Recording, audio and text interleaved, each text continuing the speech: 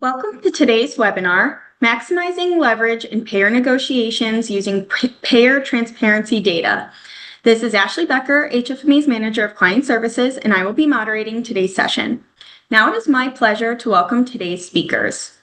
Scott Ellsworth is President of Ellsworth Consulting, where he brings over 30 years of experience in payer contracting from leadership roles at Blue Cross Blue Shield, United, and Centene. Since founding his firm in 2022, he has supported more than 40 provider organizations across 25 states, helping them secure over $3 billion in incremental revenue through strategic contract negotiations.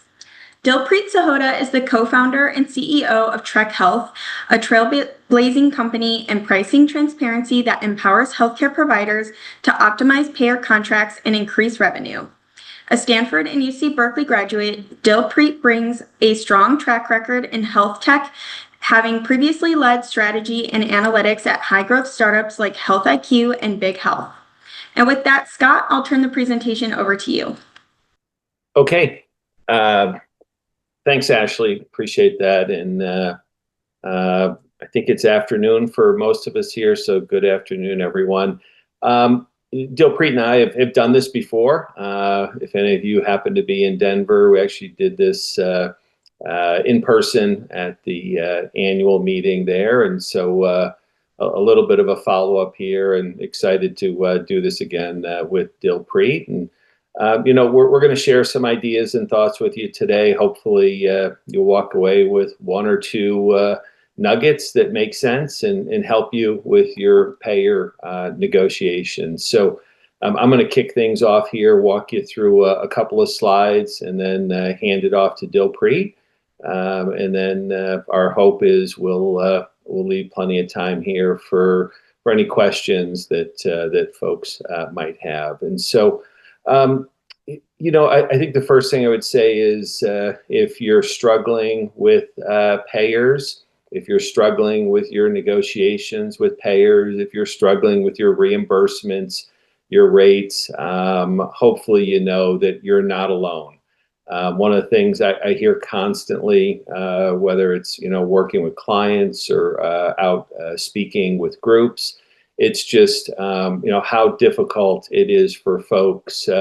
And frankly, even larger hospital systems, it's just not easy for anyone. And all you have to do is read the articles of some of the bigger battles that are happening and how systems are going out of network with payers. It's it's a pretty challenging environment, and especially for groups that maybe aren't as big as some of the larger health systems. Getting an audience and just being able to have your case heard, just getting somebody to return your phone call is really challenging. And so, what I'm going to talk mostly about today is how to hopefully improve your odds at the negotiating table.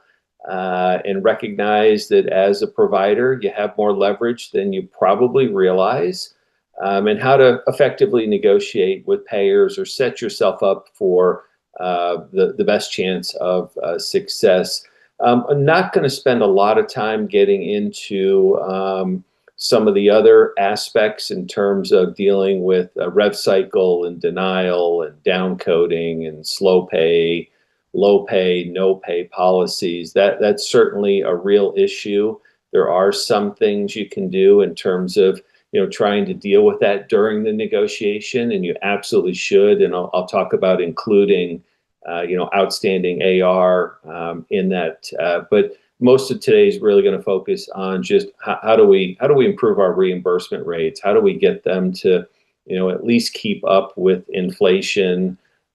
So we don't fall behind. And so Dilpreet, I think, is steering. If you want to jump to the next slide. And so through today's session here, we're going to have 4 polling questions, and then probably a awkward pause while we give folks a chance to respond to it.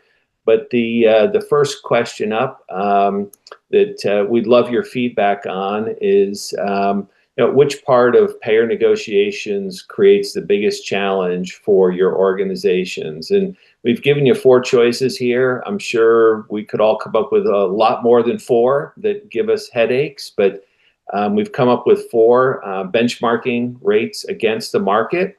So think about what you're paid versus what your competitors are paid. And today you'll hear Dilpreet talk about how you can access that data and you can find out what everybody's getting paid for every service by all the payers in your market. And you'll hear me say that that's really a must-have in your negotiations. The second is modeling payer rate and rate scenarios. The analytics in working with that are especially for larger, more complex organizations can be pretty challenging. Tracking contract changes, and so just managing your contracts and staying current with that is no small task. And then managing denials and underpayments and how you deal with sort of getting what you negotiated, right? It's one thing to negotiate a higher increase. It's another to get it and not have it evaporate because the payers, increased prior auths and other things. So I tried to kill 60 seconds. I don't know how I did, Dilpreet, or if we... Yeah, it looks like we've got the poll results here, and 58% on option number 4, managing denials and underpayments. And second most popular option is benchmarking rates against the market. So there's some context for you as we jump in. Okay, awesome.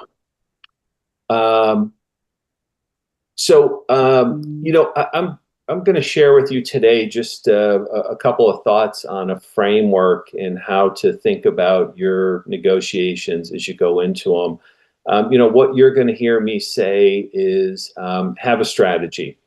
Have a strategy, especially for those negotiations that are the most important, right? Those payers that are the largest, or those payers where you feel the rates are significantly out of market. Too often the payers really count on the providers just either not having the bandwidth, not having a strategy.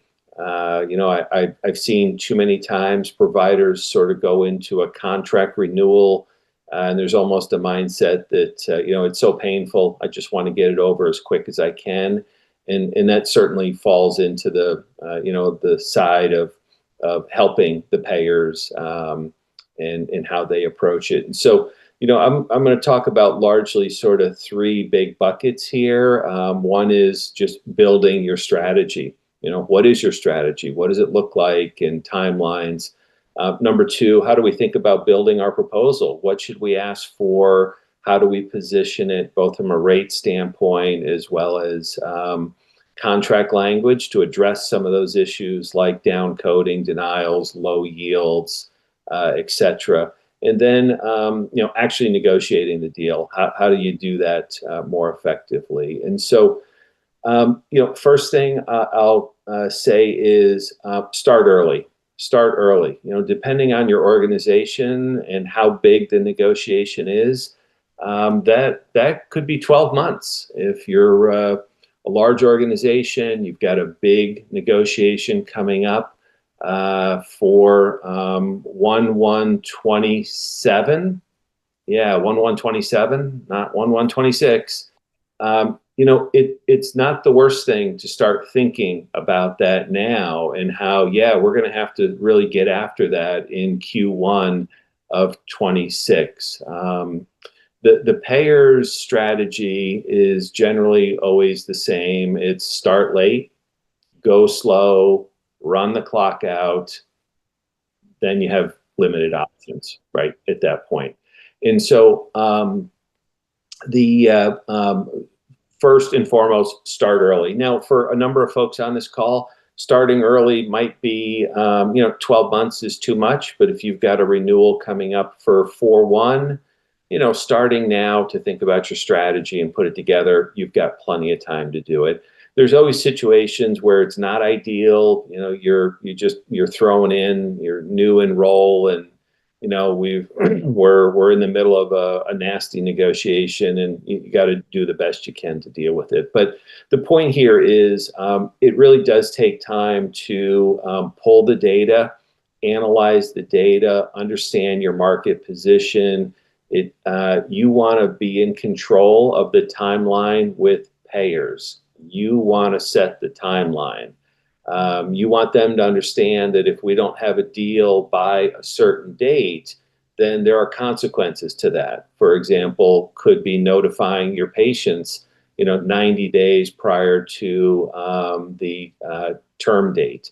It could be notifying them during open enrollment, which we're basically in right now or going into in the next couple of weeks with AEP starting for Medicare Advantage. What I don't have in here as a bullet, but I probably should, is for the most part, with few exceptions, it's almost standard business practice today. And again, it does vary depending on your practice and the size and the relationship. But for large organizations, certainly you have to go into the negotiation with a hard end date in your contract. If contractually there's not a hard end date, that typically means that you've got to put a term notice on the table. And, probably at one point, term notices were seen as a threatening move, and oh boy, and what are we doing? Today, that's sort of passed. Most payers, I think, expect negotiations to start with a term letter, especially for hospitals. It frankly, by setting an end date, it creates joint accountability. And you have to see it that way. If there is no hard end date, if you're just in a situation where you've got an evergreen contract, and if you can't come to terms, it just rolls for auto renews for another year. There's no incentive for the payer to do anything. They may still talk to you. They may put a little something on the table, but there's really, in terms of any leverage that you have zero leverage. Now, if you're a small, provider group, physical therapy, small physician group, to go and drop a term letter might not be the best thing. And I would say there, you have to think that through carefully. Perhaps a better strategy is to start with the data, have the discussion, see where it leads you. And then at the end of that, you can make a decision on what you need to do. So yeah, a lot depends on kind of size, leverage you have. Very few hospital negotiations now happen without some term on the table. Smaller groups, probably start with the data. Depending on the size of your organization, getting an executive alignment up front, really important. The bigger the organization, the more important it is. Making sure that whether it's your CEO, CFO, executive leadership, board, you really need these folks to, number one, understand the current situation. Number two, understand the strategy, and you need them on board to support you. The worst possible thing that could happen is you get into a difficult negotiation, and at the 11th hour, leadership just folds or says, "Hey, I wasn't aware of this. What are we doing?" Or, "Yeah, I knew we were going to drop patient letters, but I'm getting lots of calls now from employers, community leaders. And, this is a problem for us, and we can't do it." So that discussion, that alignment up front, really understanding where your leadership's at. I often say to clients I'm talking to, at some point, enough is enough. The rates are so low with the payer, the lack of responsiveness. At some point, enough is enough. And if you're at that point, you need to understand how to play things properly. And that's often when I'm pulled in, is I've got clients that say, "Yeah, enough is enough." Building your proposal. I'm not a fan of shooting for the moon. I think shooting for the moon really undermines your credibility. And along the same lines, it's really hard to know what to ask for if you don't have the data. the data and the analytics around the data are just a must-have. I'm not a data company. That's why Dilpreet's here. But at the end of the day, you have to have the data. It's out there. It's readily accessible. Understanding what your competitors are getting paid by the payers is just a must. And once you have that data, you're able to quickly assess, hey, are we 15% below the market, 5% below the market? Are we above the market? But if you don't have that data, you're going to walk into a negotiation. The first thing the payers are going to do is they're going to give you the data. Now, they're going to cherry pick it. They're going to skew it in a way that gives them leverage at the negotiating table. But if you haven't done the same thing, and if you don't lead with data and share that, you're at a significant disadvantage. For a lot of folks out there, the payers haven't done the work. So I'd say they do the work right now for their hospital negotiations. For a lot of provider groups, ABA therapists work with a number of them. They don't do the analytics at that part. But if you can bring it to their attention that, hey, there are folks getting, $22 for a 97153 and we're getting 14, that's a good starting point for your conversation. The contract language, again, depending on the size of your organization, there are things that you do want to put on the table. You're not going to get everything. You're not going to get your own special contract. You're going to have to work off of generally the standard agreements. But things like, material change language, addressing some of it ahead of time, really important. Obviously, closing any loopholes. But you need to work through your contract, understand it, raise those things. Worst case scenario, you've got some things at the negotiating table that are throwaways, right? Understand your must-haves, your deal breakers. If I don't get this, I'm not doing a deal. That should be a pretty small list from a language standpoint. Bigger list around nice to have, like to have items that you work for.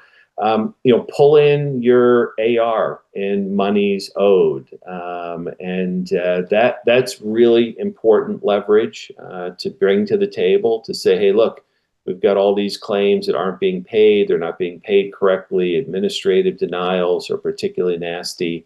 But, pull all of that into your proposal. And then, once you have that, you're really ready to get the party started, kick off the negotiations. You want to make sure you're negotiating with the right people at the end of the day. Too often, the folks you're negotiating with to start are not real decision makers. The fact is, for most payers, the contractors have very limited authority, number one. Number two, they have very tight budgets they have to manage within, just unrealistically low. Number three, the bigger folks have probably already gobbled up the majority of their budget by the time you get there. And so the truth is, and number four, often they're incentivized, bonused to come in under budget. And so again, they've got very little incentive to help you out. And so how do you get above those folks? How do you bring the dialogue up a notch to higher level folks, escalate it to people who have the authority is really important. In some cases, especially for larger groups, hospitals, actually getting in front of market leaders, P&L owners, get outside the contracting silo. The contracting silo, they pull ranks, they back each other. You've got to get to somebody who's, more in a role that sees the bigger picture. And there are those people at payers. There are people at payers that understand, that healthcare financing and healthcare delivery is basically opposite sides of the same coin. And without a network, there's no product. That's an important thing to remember. While it may feel like they don't need you or your group in the network, they need a network. And in no network, no product. And I could tell you lots of painful stories of how that's very much true. But think about just how you escalate the decisions, the negotiation up. And then if it really comes to it, understand your leverage, understand what needs to happen, understand where your leverage is at. If you have to go public, drop patient letters, understand the leverage you have with seniors and Medicare Advantage in particular. Seniors don't change doctors. They don't change doctors. And so that gives you a lot of leverage, especially those payers, right, that are big into Medicare Advantage. So, that's a framework. It's a lot. These types of strategic negotiations are not things that you can't have 3 or 4 of these going on at once, right? It's too exhausting. It'll exhaust your organization. It'll exhaust you. Nobody has really the bandwidth to do it, but being strategic, figuring out, sort of having at least one of these going at all times is not a bad idea. I'm going to jump to the next slide, Dilpreet. And so I won't hit every bullet here, but my former colleagues hate when I say this. Payers don't negotiate in good faith. They just don't. They use leverage. And the point is, you should too. Now, not everybody has the leverage of Tenet Healthcare, but everybody has some leverage. And so just understanding what your leverage is, where does it come from, understanding, hey, what are the things I shouldn't do? And kind of on the right, there's a lot of things providers do often that position them poorly in a negotiation, starting late. I talked about shooting for the moon, leadership alignment, lack of supporting data. I mean, that just not having data to back up your ask is a killer.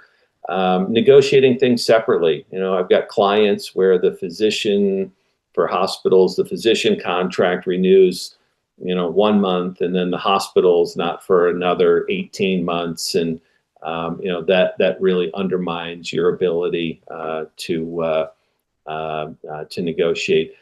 I'll say this, I'm not a big fan of going out of network. That is often a failure. That's sort of the last recourse, but ultimately that is the final decision you have. Is if we can't agree on fair rates, maybe we just can't see their patients anymore, or if we do, we'll be out of network. We'll have to balance bill those patients, require payment up front, what have you. The payers, at the end of the day have less leverage than you realize. They hold the purse strings, so to speak. Short of just trying to shame you publicly, there's an imbalance today, or I have on the slide here, this demand exceeds supply. There's an imbalance, not in every specialty, but there's not enough doctors, right? Not enough doctors. It's not like we're building a lot of new hospitals. And so demand exceeds supply. We all know it. Just go try and get an appointment. You got a problem, call up a doctor. Good luck getting in to see somebody, inside 3 months often. And so just understanding that there's only so many providers out there. These folks are going to have to go somewhere. And if it's not your organization, where are they going to go? The other hospitals are largely full. The other doctors are full. Again, it doesn't apply to every provider in every situation. And it varies geographically, obviously. But yeah, understanding all that. You want to jump to the next slide, Dilpreet? And so maybe just a last few things, and hopefully I think these slides are going to be available for folks here, because I'm certainly not going to speak to every bullet, but just some lessons learned after doing this for 30 years on the other side of the table, and then leaving the dark side 4 years ago and starting my own company. Anchor on the data and the facts, really important. Yelling, screaming, telling, pointing out how much money United Healthcare made last year, or how much their executives make, or their stock price. Of course, their stock price is in the toilet now, all of them. But that's not going to get you anywhere. Don't battle and argue about them. It's not about them. It's about you. Providers are on the side of the angels, right? You're just here to help people. Just here to save lives, or, deliver babies at hospitals. The truth is, if it ever gets public, payers never win in a public fight. They never win. They hate it. They know they can't win. There's nothing they can say that really gets the public on their side. Your goal is, if you can get, folks just to, it's really all about fair payment here, right? And just being paid fairly. And that's where the data really points out this idea of fairness. And Dilpreet will give some examples of that. Be consistent. When you build your strategy, stick to your strategy. You have to anticipate the payer moves, and don't get surprised. The payer's playbook is not that creative. It's just not. It's sort of the same with all the time with everybody.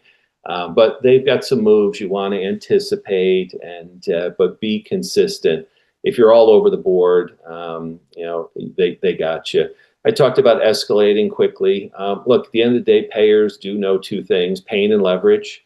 And so how do you create leverage? If need be, how do you create pain? Hopefully you don't have to get to that. And they're, in often, not all the time, but often, they'll do the right thing. They'll put some type of escalator increase out there that is fair and reasonable. It's never enough. It's not like, people walk away from these. I had an old boss told me once, a deal is right when both sides are equally miserable. And so, manage expectations internally that even if your rates are 20% below the market, you're not going to get there in 1 year, right? You might need a 3 or 4 year deal to kind of land the plane, ultimately market rates. But patients are loyal to you.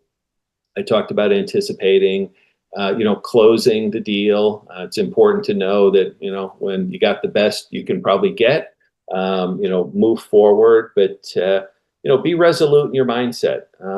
Just be resolute. I have a lot of, often I hear from people, oh, we're partnering with providers, or we're in risk arrangements, or value-based. I've kind of have a strong opinion on value-based, just 30 years on the payer side. I would tell you, I never signed a deal that I didn't know ahead of time I was going to win.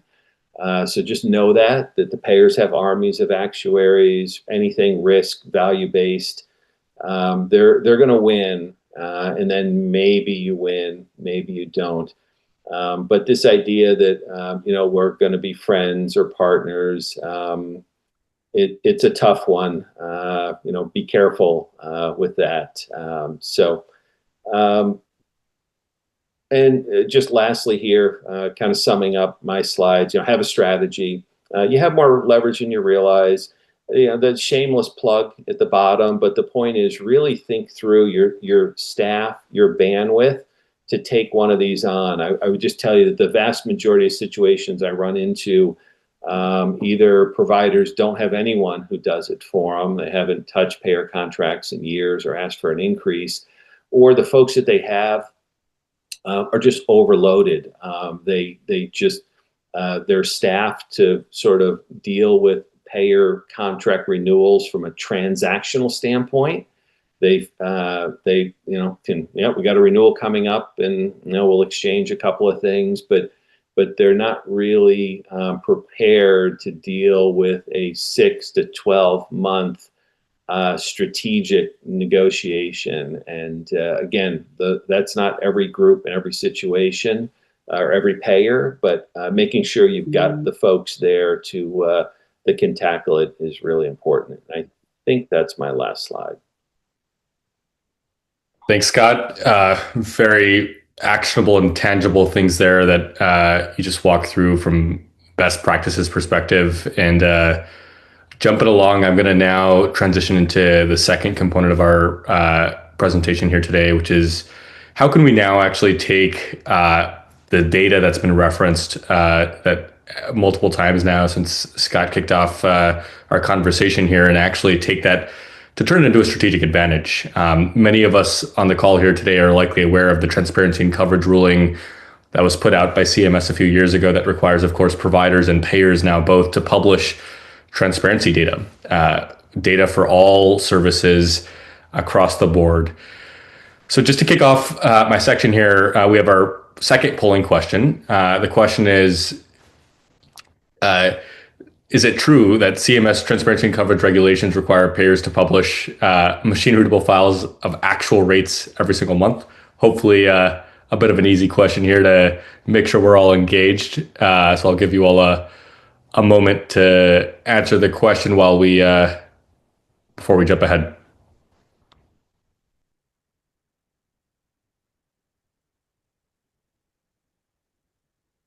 While the poll is getting answered, also just want to highlight that many in the industry today are well equipped in understanding the transparency and coverage ruling itself, but many aren't aware that other than the two stakeholders, providers and payers specifically, that are outlined and are now already publishing data, there's actually a third stakeholder that is soon going to be required to publish data as well, and that's actually PBMs. And so interesting. We actually have a little over half of the folks on our webinar here today that don't think it's true that we require payers to publish machine-readable files. And so I'm glad I'm here to help clarify exactly what payers do indeed have to publish. So as I was just starting to jump into, there are three stakeholders now as an outcome of the transparency and coverage ruling that are indeed required to publish data: hospitals, payers, and soon to be PBMs.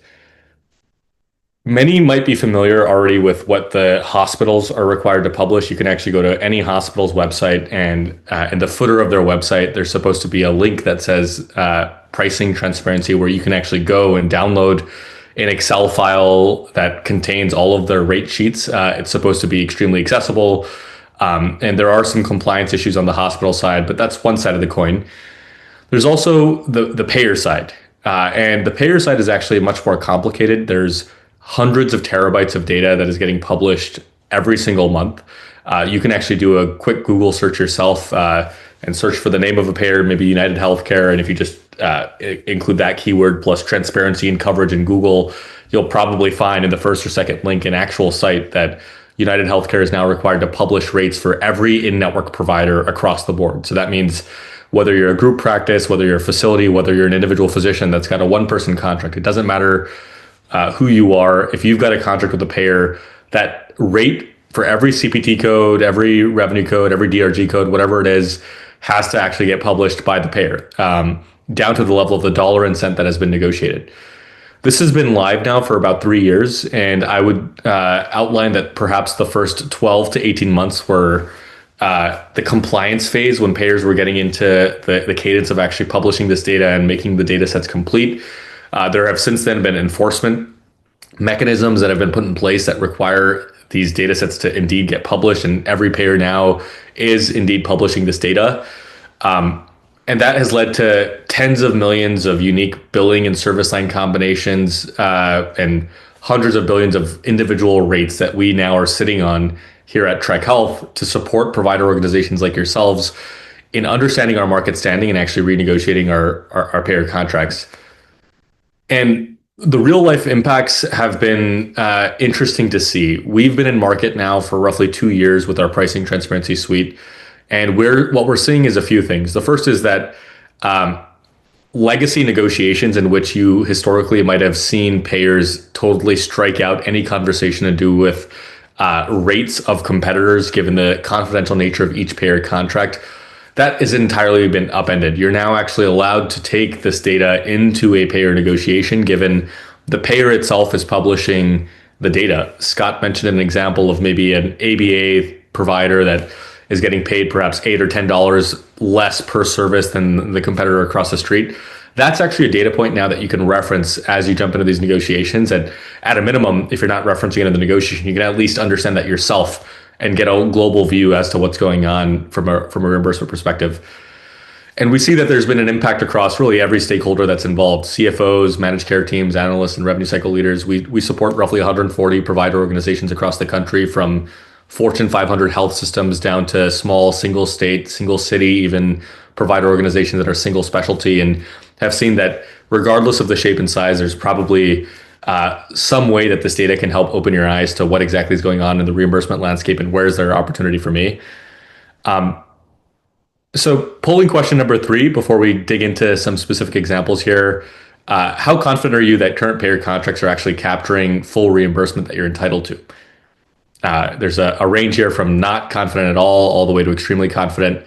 And so again, this is, are your contracts actually outlining everything that you're entitled to from a reimbursement perspective?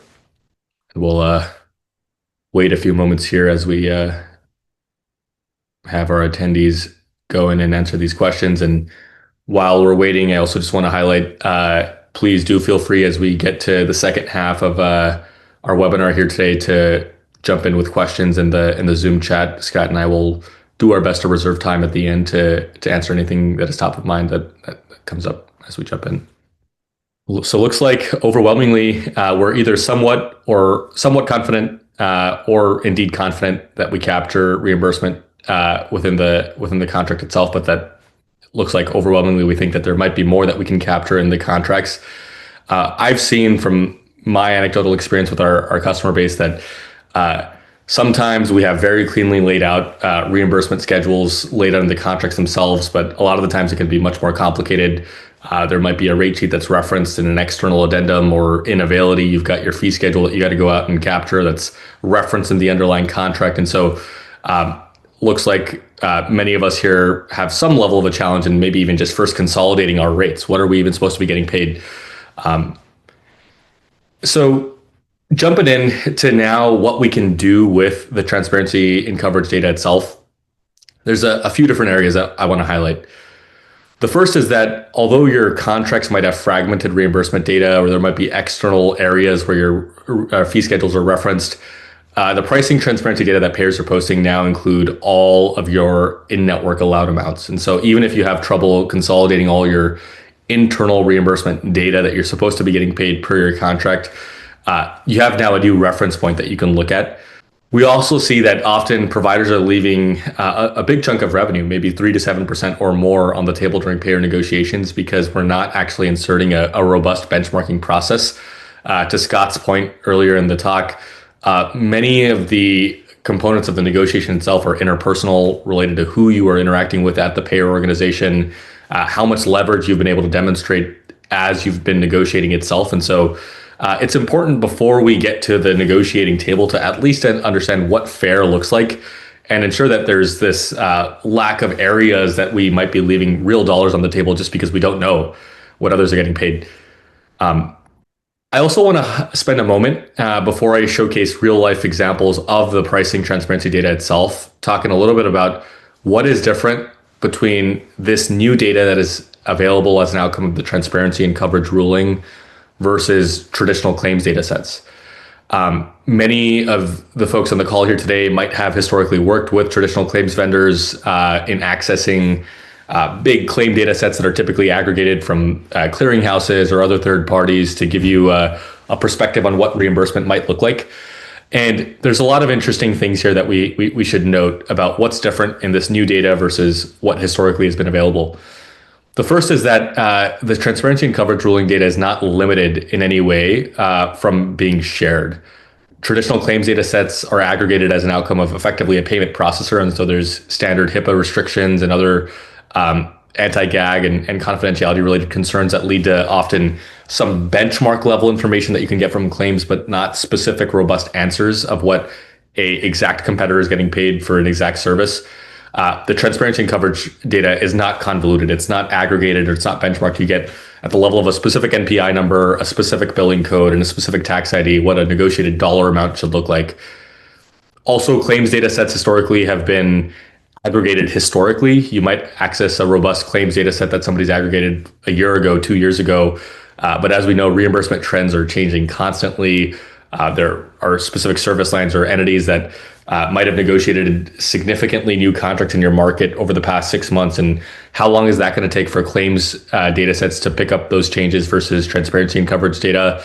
The reality is that transparency and coverage data, you'll get that within a month, maybe a quarter at max when the payers update the data, whereas there's generally a significant lag here. And so without getting too deep into the details, there's a significant difference between claims data sets and the transparency and coverage data.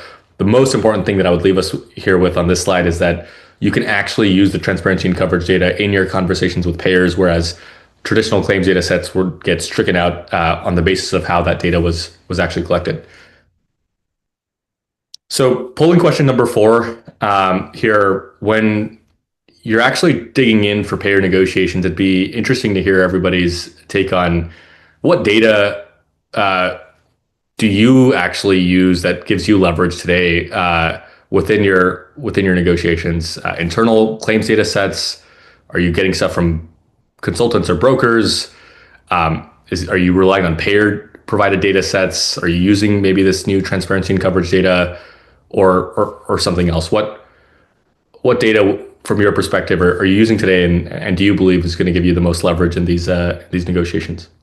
Excellent. So it looks like roughly 20% of our audience here believes that transparency and coverage data is what should be used and what provides us leverage, and more than half of us are relying on internal finance and claims data sets. It's helpful. Thank you all for sharing.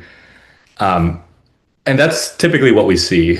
We find that there's a small group of active users that are jumping in and going knees deep into the pricing transparency world and garnering these insights. But many folks today are relying on internal data sets to help bring to light why this transparency and coverage related data is indeed significant and what it can bring to life for us. I've got a few examples here that I want to share. So this is a real life scenario. We're looking at data from BCBS Texas for one service, just to help highlight the types of insights that we can garner. This is for DRG 470, hip and knee joint replacement, common service that we can use to index inpatient services, just to get a pulse on what exactly would typical variance look like within a particular payer's market.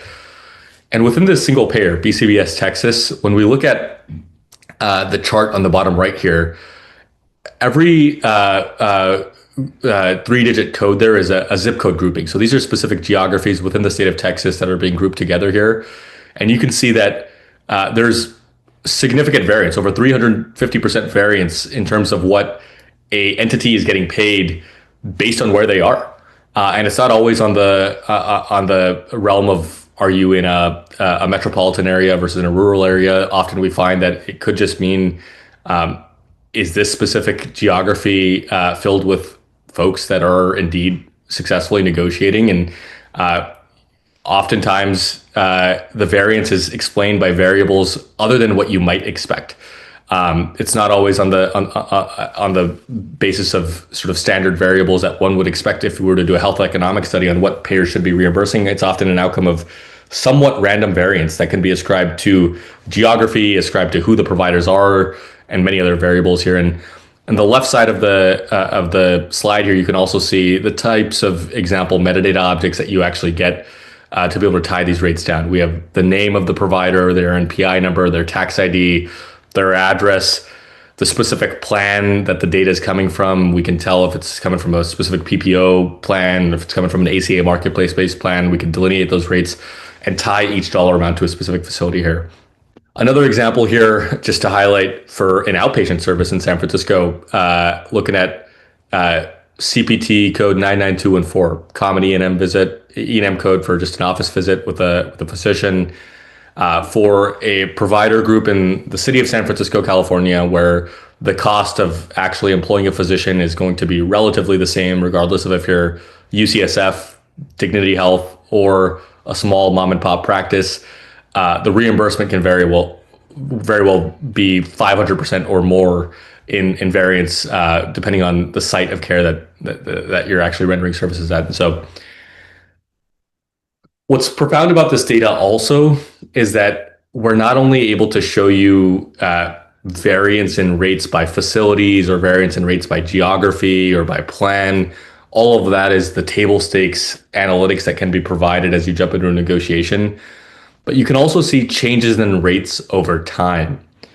So taking a look at this example here, if you were to drill down into the one specific entity that's in the bottom left of this screen here, Baylor Regional at Plano. This one facility, if we take a look at how rates have varied on an annualized basis, from our data itself, we can show you that about a year ago, their rate for this inpatient service was a little over $32,000, and today that rate is $33.6K. imputing a percent rate change of a little under 4%, about $1,300 in terms of what has been calculated just based on our before and after snapshot. And so as you're jumping into payer negotiations, an interesting dynamic here is that now you can actually see for my market competitors, not only how much does my rate vary based on who they are versus who I am and our existing contracts, but what does that trajectory look like? Am I on a path to come to parity with market, or am I actually getting a rate hike that is significantly below that market average? And just to give you a sense of what we see at the market level as well, on the right side of the screen here, we're breaking down the average percent change on an annualized basis by service. And so you can actually see on the right side of the screen here, if you look at specific services, the rate variance that you would expect is from around 2% all the way up to double-digit percent rate changes depending on the service that you're looking at. If you think about those high demand and low supply service areas where you are actually differentiated and you're able to provide services where others in the market aren't, we do indeed see very significant rate hikes beyond what one might expect. And to touch on the framework here, Scott went through this in great detail, so I'm not going to rehash the framework that one should dive into as we negotiate. But what I would share is that often the preparation and data gathering at the top of the process here needs to get fulfilled with a robust view. We need to have a firm understanding of what are the service areas that matter most to us, who are the competitors that we plan on indexing ourselves against, and what are those specific geographies within our markets that we care most about. And using that, we can help really reorient the full negotiation process, because we can now come in with specific insights around dollar and cent level variances between us and those competitors and help drive a much more tangible specific process.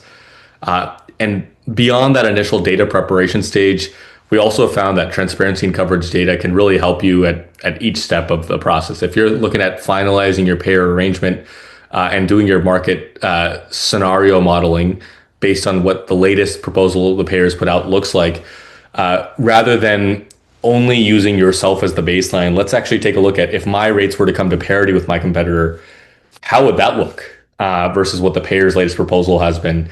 It can be a refreshing view to help us actually take a deep dive into what's possible in the realm of reimbursement. In summary, we see ourselves as an ally in payer negotiations. Here at Trek Health, as I mentioned earlier, we support well over 100 provider organizations and are exclusively supporting only provider organizations. Our technology and our data that we've developed under the seams here is not supporting payers. We are not supporting self-insured employers, life science industries, anyone else. We're dead set on supporting managed care teams and finance teams within the provider org to support you as you are jumping into these negotiations and making sure that you're getting paid fairly.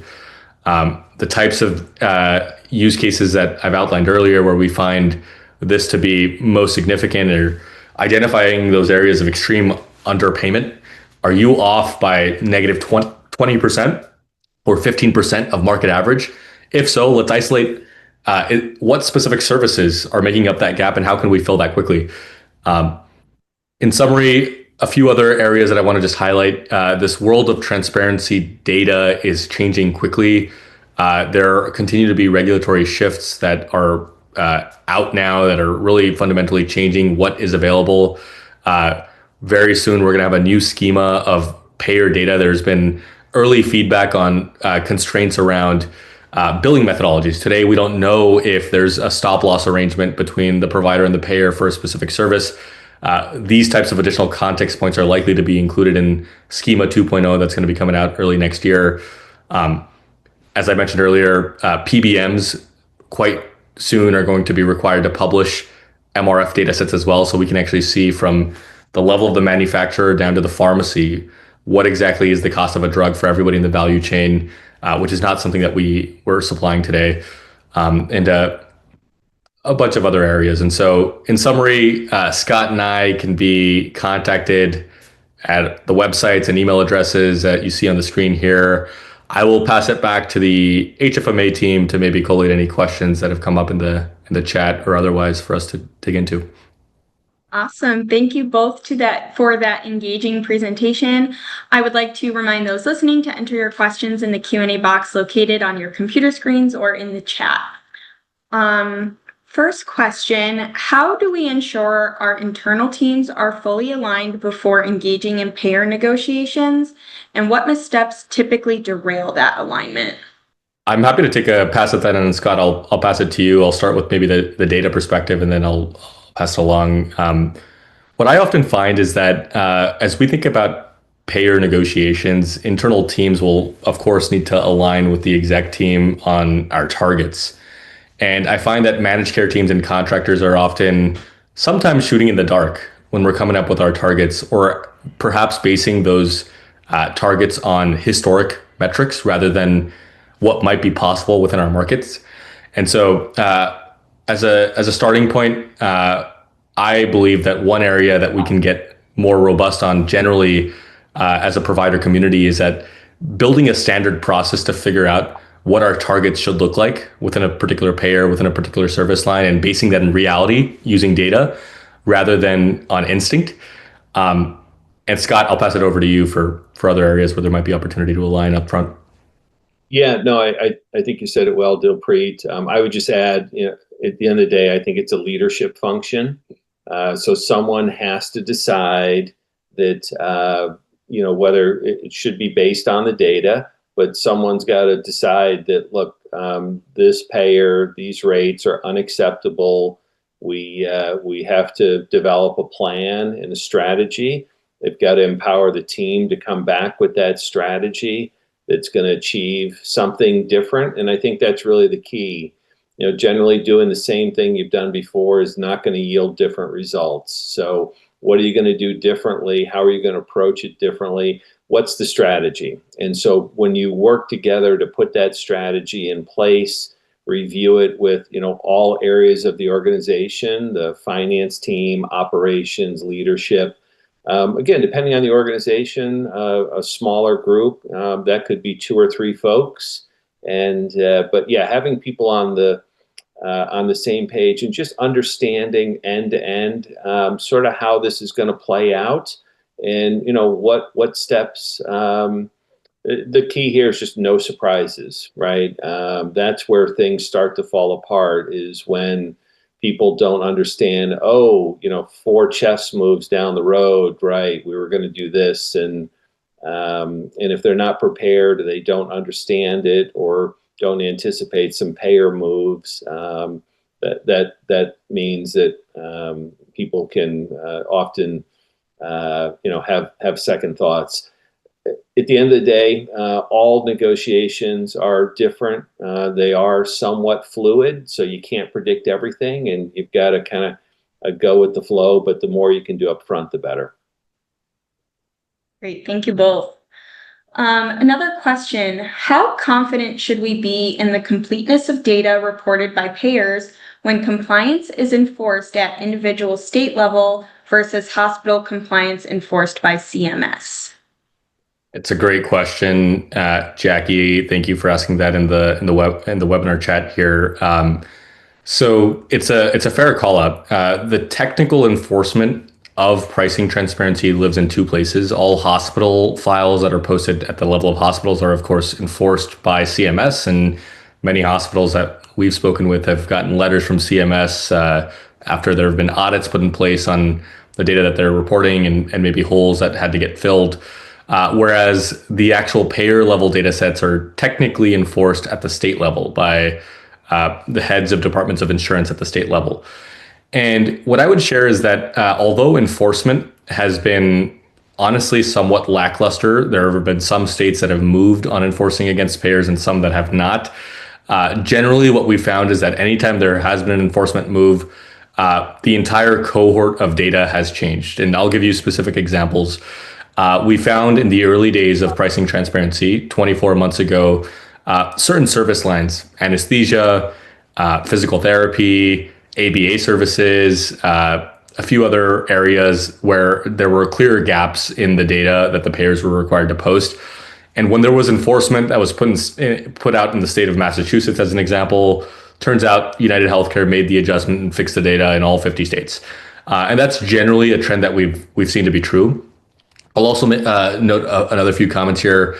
Actually, very soon, on October 1st of this year, there's going to be a new outline for enforcement mechanisms that CMS is going to be sharing with us around how payers will have to comply and what enforcement will look like for them. And at a minimum, what that's going to include is like a literal executive at the payer organizations that are going to have to physically sign off on a document that gets published every month that states that the data that they're posting is complete and it does not have any material breaches. What I would encourage for an individual like yourself, Jackie, to get comfortable with the transparency and coverage data is whether it's Trek Health or another vendor, put the vendor of your choice through the test. Before you spend a cent on any of these data sets, actually ask a vendor like Trek to go out and pull your data for your service lines, for your payer of interest from the transparency and coverage ruling and compare that to your internal metrics. I find that that is the best way to do an honest test of compliance here. And you can be highly confident that if a vendor like Trek or otherwise is able to match fully on to the level of dollar and cent for your rates without you sharing that with a vendor at all, you can expect that the full service line in the market of your interest will be complete on the payer side as well. Yeah, just real quick to add on to what Dilpreet said. The goal here is not perfect data. Now, I know Dilpreet and team pride themselves on perfect data, so I'm referring more to the negotiations.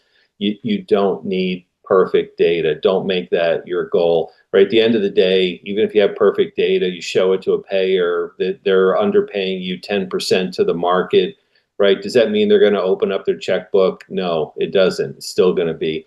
The most powerful part of this is credible. So you've got to have credible data.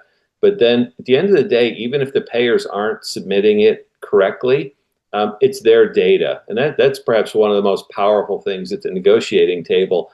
I've had countless number of payer contractors say to me, "Where'd you get this data from?" And my response is, "This is your data." "Oh, this is your data. So if it's wrong, don't look at me. This is your data." And so yeah, don't make perfect data. Don't make all pieces of data the goal here. It's really to ultimately set the stage. The data is incredibly powerful, honestly, around internal alignment. When your entire leadership team sees how much you're being underpaid, it's amazing how quickly people really get resolute around this is not right and we need to fix it. Great. Thank you both. That's all the time we have for questions. Do either of you have any closing remarks? Thank you all for joining. Here at Trek, we have found that as we think about payer negotiations from the provider's perspective, things are changing quickly. And what I would recommend is, regardless of the size and shape of the organization, stay in tune with what's going on, whether that's data or other industry changes. We're just one fish in an industry filled with innovation. Look to folks like Trek or otherwise in seeking out solutions. And Scott, I'll pass it to you for any closing remarks. Yeah, no, just want to say thank you. Thanks to Dilpreet, the folks at HFMA, and all of you for joining us. And good luck with your payer negotiations this fall. Great. Excellent. Thank you. Thank you. And with that, we have reached the conclusion of today's webinar. I would like to thank our speakers for presenting and Trek Health for sponsoring. We hope you found the presentation informative. Thank you for your participation and have a great day.